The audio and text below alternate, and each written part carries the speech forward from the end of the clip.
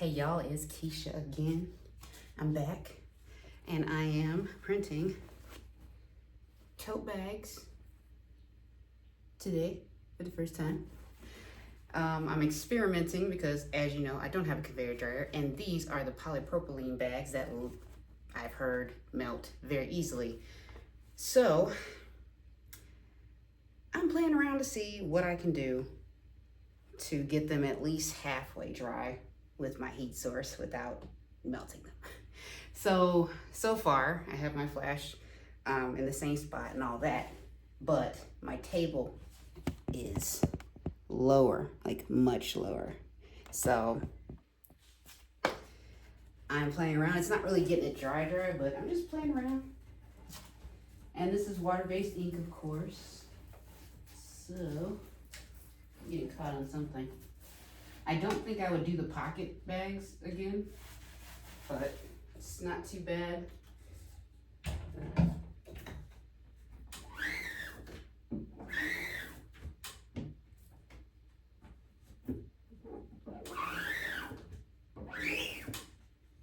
I think I'm using too much pressure.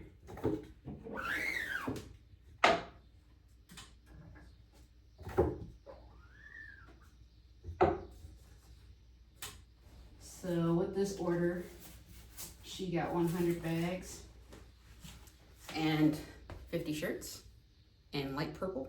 This is really cool. This has come out really good. My biggest dilemma really is, how am I going to dry them without, because I got these stacked right here, but I don't want them to get too stacked, you know, because they're still wet. So so far so good. This is the back, and they're laying on one another. So right now I have that one under there. That's how far away it is. If you can't tell, that's about 1.5 feet. And it ain't melting. It's not drying totally either, but it's not melting. That's that's my biggest concern. So I've just been leaving them under there. I did flood that. I've just been leaving them under there for about, I don't know, 30 to 40 seconds, just to get them somewhat like dry to the touch. But if you press really hard, not really hard, somewhat into the like fabric, you can still get some of it on you. So all right, so this is the one that just came from under the dryer, and that's kind of what I'm talking about. I gotta find the lens. There it is. I don't know if you can see it. Oh, you can't see it. But I touched it, and it's enough to not like take the ink off of the bag. So that's all I'm playing with right now, because I got 100 of these things, and I'm like, I can't weigh them out. I just can't do that. So, and I know that I only got about 5 minutes before I start having problems with this, so I don't want to take too long of a break in between. Okay, that looks good. I think I'm gonna hit it one more time. I've been having to do it like 4 times for it to get total coverage, because the surface of the bag is bumpy. So I still kind of missed a spot, but I've learned with these type of bags from other people's experiences, and from ones that I gotten for free, it's okay if a teeny little spot's missing. I don't know if you can see it in that D, but there's some ink missing. There's still a little dot. So these are bags. It doesn't really matter much. Okay. Oh, see, I forget. I'm so used to plastisol. I forget to flood the screen because this is water-based.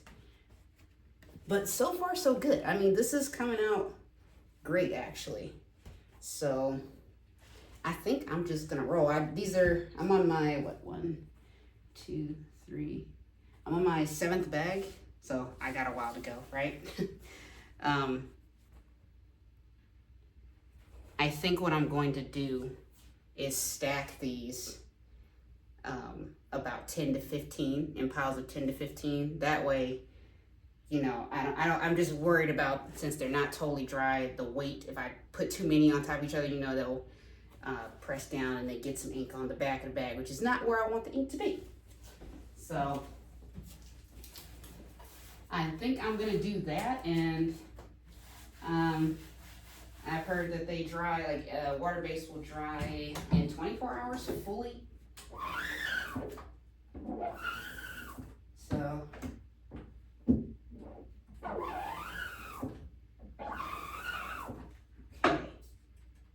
And as I am getting the ink warmed up a bit more, it is going through that screen a lot easier.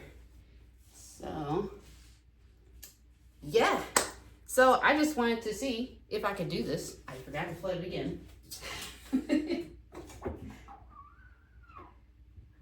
I'll get it figured out eventually. I notice I go through water-based ink a lot faster. I think I'm gonna put a little bit more on here, because I just put, well, and I'm also hitting these like 4 times. So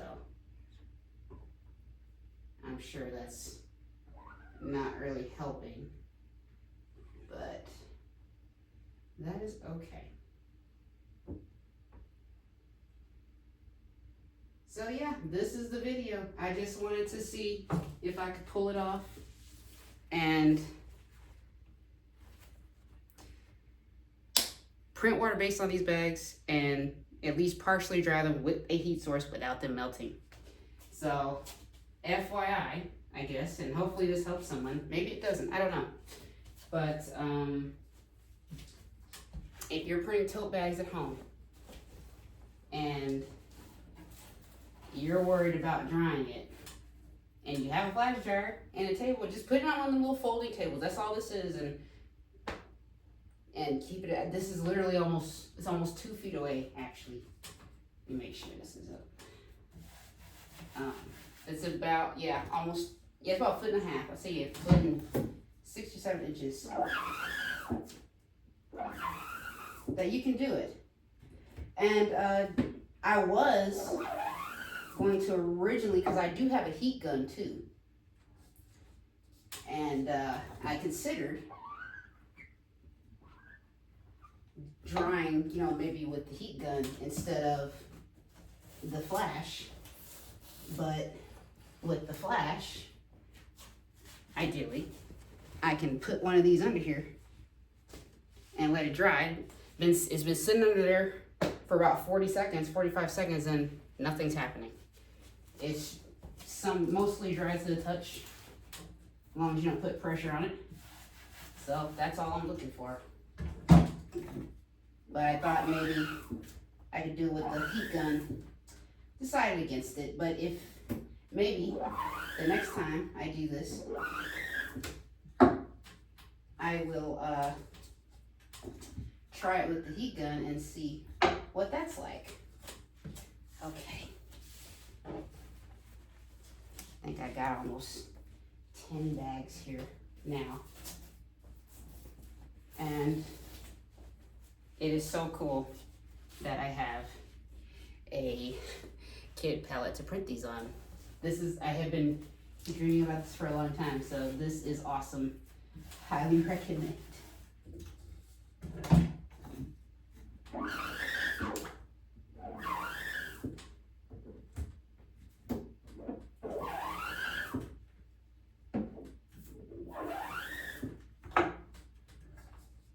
Okay, looking great. So yeah, if you have any questions, drop them in the comments about what I'm doing.